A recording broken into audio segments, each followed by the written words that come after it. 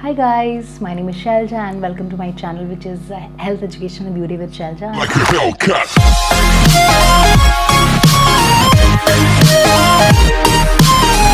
I'm really going to share a lot of good knowledge-filled videos for you.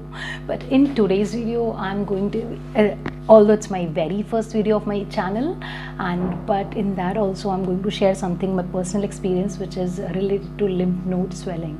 So which is I found in neck. So when patients should get it checked, when not to.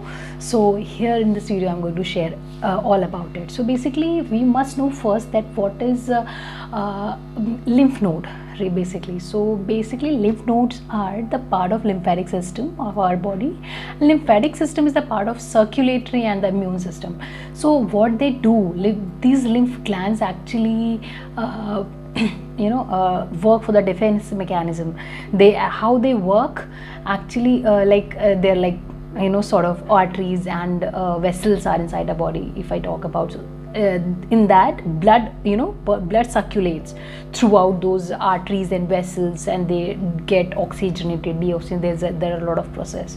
So likewise in lymph nodes there's a fluid called lymph which flows. Actually it drains from tissues and goes into the blood stream. So basically it filters, when it happens sometime that something kind of a foreign particle and foreign antigen, if it enters inside our body and infection goes on, then it gets swelled.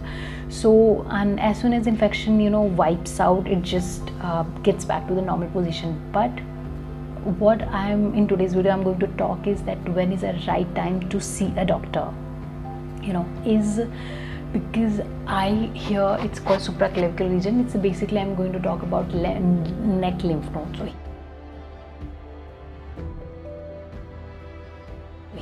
here it is here. So basically mine is of around 1.5 months since I have been experiencing it, and I got my ultrasound done, and then I have been taking my medication for homeopathic actually. But doctor has also suggested me for FNAC, which is final data aspiration, where actually they kind of do perform a kind of small biopsy to recognize the nature, that what it is all about. So like how what kind of infection causes it to get swelled.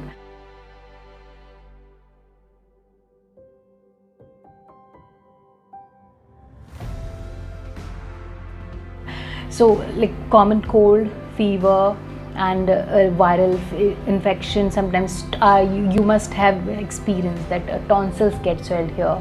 So that's also because of sometimes cold and cough. But there are a lot of other critical illnesses which also can cause that. If it gets swelled, that means that something is going on inside our body, something infection, and there are a lot of symptoms also along with that coming along. So like you get you suffer fever, and then weight lose and night sweats, malaise, fatigue, weakness, a lot of things. So